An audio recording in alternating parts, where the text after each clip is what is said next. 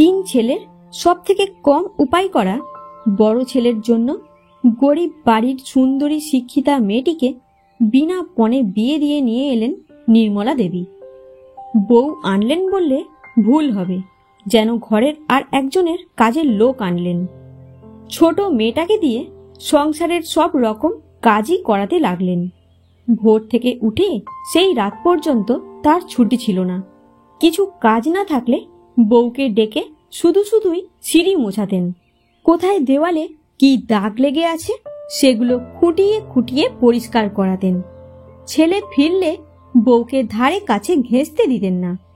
অনেক রাত পর্যন্ত ছেলের সঙ্গে গল্প করে যেতেন। গভীর রাতে যখন স্বামী ঘরে ঢুকতেন তখন তনুর শরীরে আর কিছুই থাকতো না। স্বামী তার অধিকার ছাড়তেন না। তনুর শরীর চেতনা হারাতো। আবার পরের দিন শুরু হতো। ভোরবেলা ওঠার কোনো প্রয়োজন থাকতো না। যে কাজ একটু দেরি করেও শুরু করা যেত সেটা ভোর থেকেই করতে হতো, শীত হোক বা বর্ষা। ভোরবেলা স্নান করে রান্নাঘর সহ পুরো বাড়ি মুছে পরিষ্কার করতে হতো ভোরবেলাই। কাজের লোক পরে এসে মোছা ঘর আবার মুছত। তনু রান্না করত না, তাকে দিয়ে বাকি সব করানো হতো। নির্মলা দেবী রান্না করতেন, সবার প্রশংসা কুড়োতেন। বড় ছেলে সহ বাড়ির সকলকে বলতেন, সারাদিন আমার রান্না করতে করতে কোমর ভেঙে যায়। বউ তো কিছুই পারে না, কিছুই শিখিয়ে পাঠায়নি।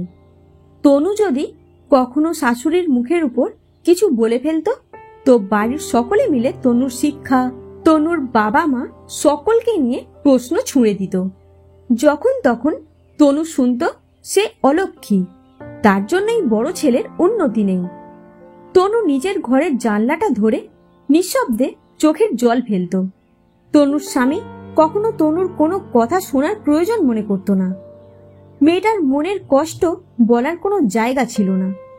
মা বাবার কাছে কোনো দুঃখের কথা বলতো না সে।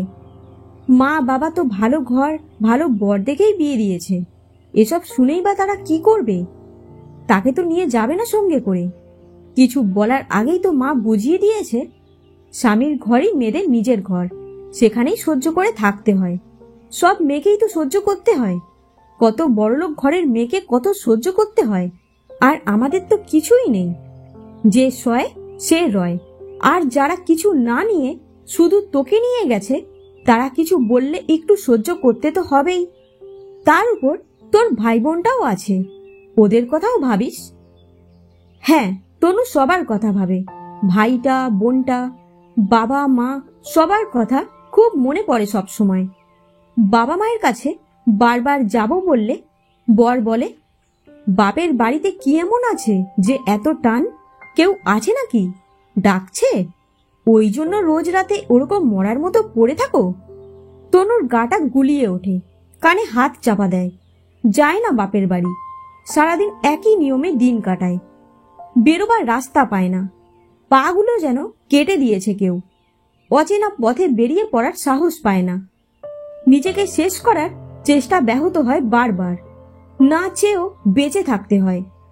মানসিক অত্যাচার থেকে আস্তে আস্তে শুরু হয় শারীরিক অত্যাচার। স্বামীর মনের মতো শরীর বিলোতে পারে না তনু, তাই স্বামীর লাথি রোজ রাতে সঙ্গী হয়।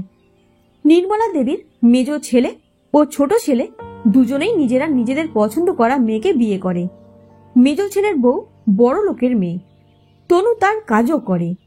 মেজ ছেলের উপায় যে সব থেকে বেশি এই বাড়িতে, তার বউ কেন কাজ করবে? সে অর্ডার করে নির্মলা দেবীকে, নির্মলা দেবী তনুকে। ছোট দেওরের বউ সুমি তনুর হাতে হাতে কাজ করতে এগিয়ে আসে ঠিকই, কিন্তু সেখানেও নির্মলা সুমিকে বোঝায় ওসব বড় বউ একাই করতে পারবে। অনেক দিন ধরে করছে ও এসব। বাপের ঘরে কটা আর চাকর বাকর ছিল? তবুও তো এ বাড়িতে এসে দুটো ঝি চাকরের মুখ দেখেছে। আর কাজ না করলে তো গতরে পোকা ধরে যাবে। ছেলে নেই পুলে নেই, সারাটা দিন করবেটা কি? তনুর আর এসব কথা শুনে কোনো অসুবিধা হয় না, অভ্যাস হয়ে গেছে কেমন। তবে তনুও ভাবে কবে সে মা হতে পারবে। বছরের পর বছর পার হয়, তনুর মা হওয়া হয় না। নির্মলা দেবীর মেজ ছেলে কলকাতায় ফ্ল্যাট কিনে ওখানে চলে গেছে।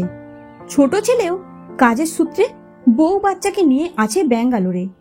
নির্মলা দেবীর শরীর আর আগের মতো নেই। বয়স বাড়ার সঙ্গে সঙ্গে শরীরে অনেক রোগের বাসা হয়েছে। তার উপর মনটাও আজকাল ভালো থাকে না। ছেলেরা কেউ মায়ের খোঁজই নেয় না। বড় ছেলেও এখন প্রমোশন পেয়ে অফিসার ইনচার্জ। সারাদিন খুব ব্যস্ত থাকে, মায়ের খোঁজ নেওয়ার সময়ই হয় না। তনু ঘরের কাজ রান্না সেরে তাড়াতাড়ি বেরিয়ে যায় বাড়ির পাশের প্লে স্কুলটায়।